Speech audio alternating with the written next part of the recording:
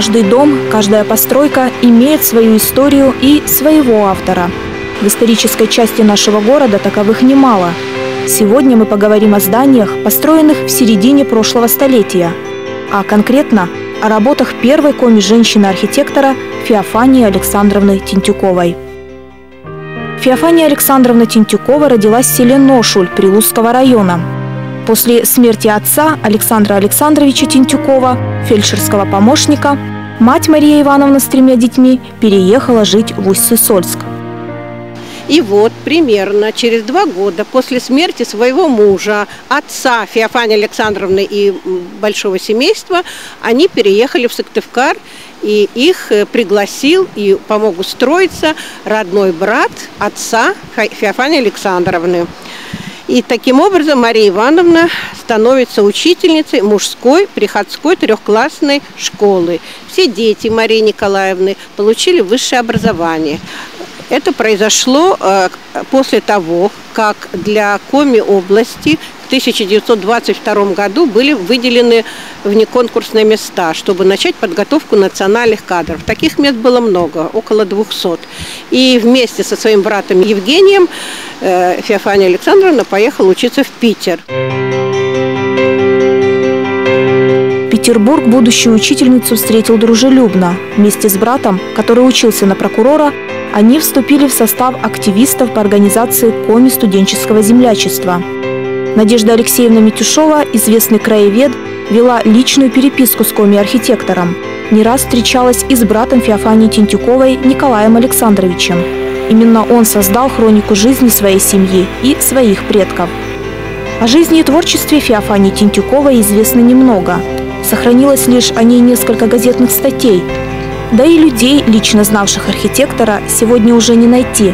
Известно, что, возвратившись в родной город, молодая девушка устроилась работать чертежницей в строительную организацию. Туда же вернулась обратно и после окончания в 1936 году Ленинградского института инженеров коммунального строительства. Это был период, когда Сыктывкар еще был деревянным. Дома практически были все деревянные, деревянные заборчики, деревянные тротуары. Каменных домов всего было несколько. Конечно, какое поле деятельности предстояло Феофании Александровне, когда она получила диплом архитектора. Работая в проектной конторе, она с головой ушла в архитектуру. Проектированием домов чертежница всерьез и бесповоротно увлеклась еще во время учебы в городе на Неве. Своими ансамблями зданий Северная Венеция покорила ее. И впоследствии над каждым своим проектом Феофания Александровна работала как бы с оглядкой на питерский стиль.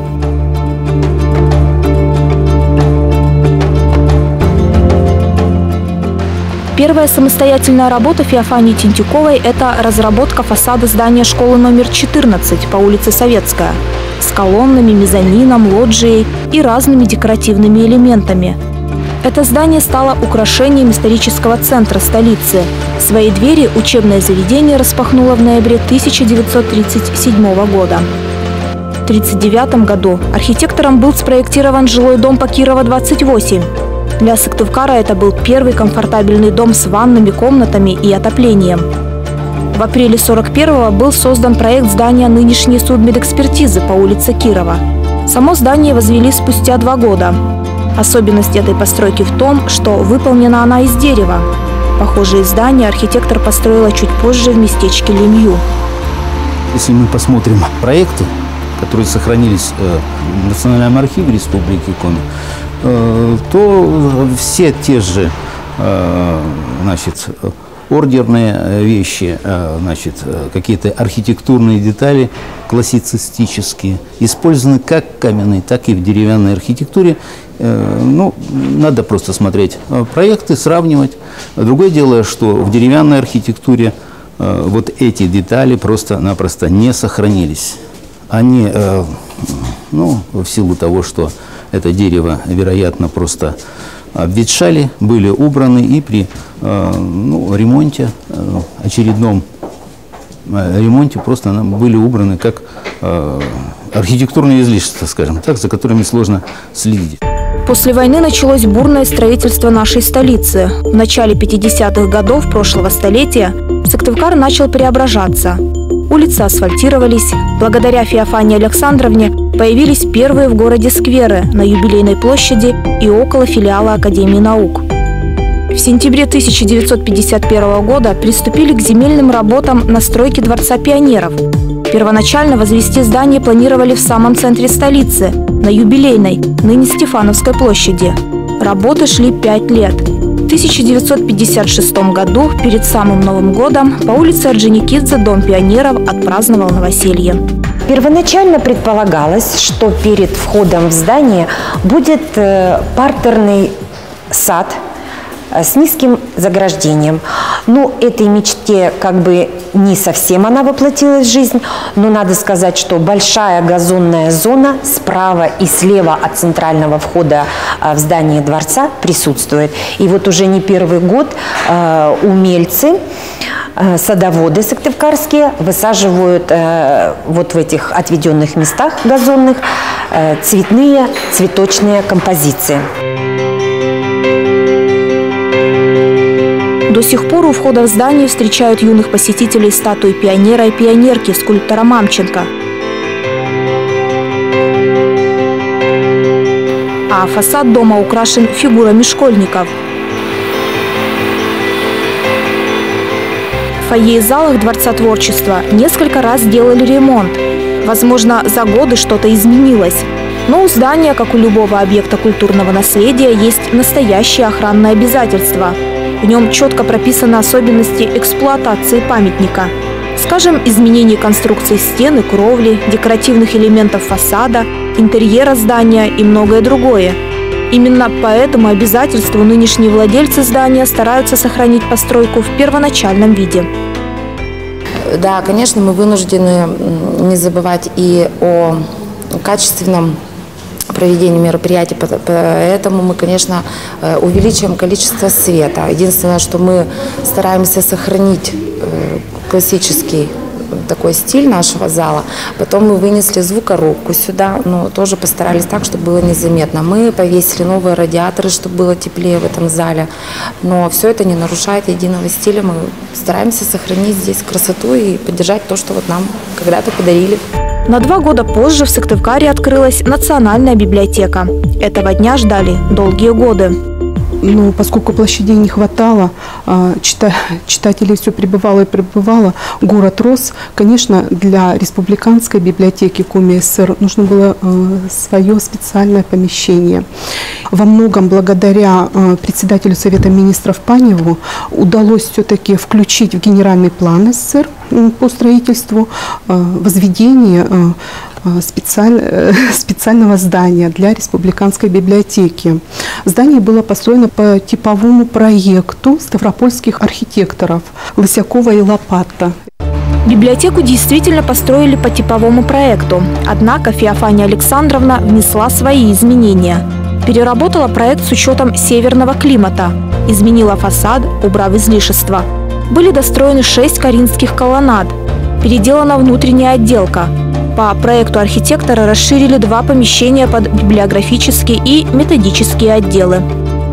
По таким же типовым проектам были построены в Ставрополе и в Ижевске, Национальная библиотека Удмуртской республики.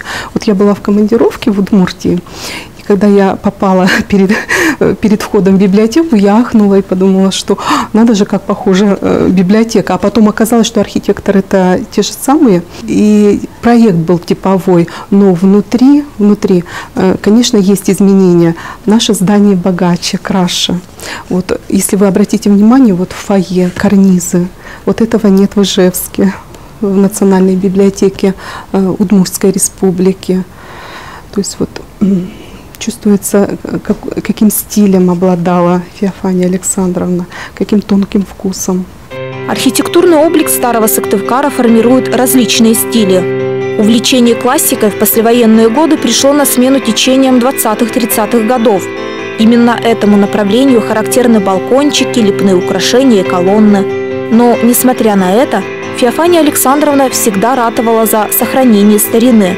В конце 40-х годов прошлого века архитектор реконструировала здание бывшей земской больницы по улице Бабушкина. Изначально нынешняя Кировская медакадемия была одноэтажной. И от этой настройки он стал не менее прекрасен. И я знаю почему, потому что мне Феофания Александровна объяснила. И вот эти свои сведения я поместила вот в эту статью по проектам Сорокина. Ну вот, если хотите, я зачитаю. Трудности для меня в вопросе о надстройке второго этажа были не технические. Запас прочности здания был достаточен для любой нагрузки, а архитектурные и связаны еще с материалом, с кирпичом. При проектировании второго этажа, прежде всего, естественно, мы старались найти пропорции. То есть такую высоту надстраиваем части по отношению к размерам существующим, чтобы здание в целом получило по возможности стройный и законченный вид. Шли трудные послевоенные годы. И нельзя было рассчитывать на хорошее выполнение сложных деталей из имеющегося кирпича. Но, несмотря на все трудности, в интересном проекте архитектор поддержала все своеобразие здания. Теперь мало кто может догадаться, что второй этаж дома был достроен спустя многие годы. Феофания Александровна призывала сочетать в градостроительстве прошлое и настоящее. Скажем, дореволюционному Иссык-Кульску была характерна диагональная постановка домов. Архитектор считала необходимым при новом строительстве сохранить и эту особенность. После выхода на пенсию Феофания Александровна увлеклась изучением народного деревянного зодчества. Она первая подняла вопрос о создании в Коми СССР музея под открытым небом. Предлагала сохранить некоторые жилые и хозяйственные постройки на селе. Архитектор много ездила по республике, побывала практически во всех уголках Коми. Подробно свои заметки она записывала в своем дневнике, который сохранили ее близкие и передали в Национальный музей. Именно по этим записям в 1976 году вышла в свет ее книга «Из прошлого Коми края». Иллюстрации фотографии архитектор сделала сама. Она занималась вообще церковным зодчеством. И, наверное, одна из первых, которая описала те объекты, многие из которых являются ныне памятниками церковной архитектуры, церковного зодчества. Эта книжечка, сейчас это библиографическая редкость, она выпущена была незадолго до смерти ее автора в 1976 году, называется «Из прошлого Коми края», где она дала полную характеристику памятников, зданий, церковных зданий и сооружений, начиная, наверное, с 18 века по начало 20 века. Может быть, отчасти она где-то в чем-то устарела, потому что выявлено с 1976 года очень большое количество источников новых, но то, что она привнесла, а то, что она сфотографировала, даже зарисовала, это, конечно, бесценный вклад, потому что многое, к сожалению, уже ушло. Уже более 30 лет, как нет Феофании Александровны Тентюковой. Идут годы, город строится и развивается. Дома уже давно возводят по новым технологиям. Благодаря великолепным архитектурным ансамблям первой Коми женщины-архитектора наш город сохранил ауру старины и самобытности. Все ее строения взяты под охрану государством. И наша задача – сохранить эти памятники культуры.